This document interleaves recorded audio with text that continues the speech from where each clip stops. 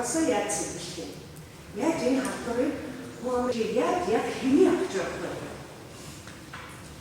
Энэ хоёр бодлоготой ерөнхийдөө хийсэн ажлыг би сая тавьсан. Одоо ерөнхийдөө төсөл үйлчлэгээний чиглэлээр бид нар яаж барьж явж байгаа вэ? Эдгээр орон хэрэгтэй хэдийн энэ чиглэлийн мэргэжилтэнд хэрэгтэй юм бэ гэдэг тооцоолол хийдэг. За ерөнхийдөө харьцаг байгаа.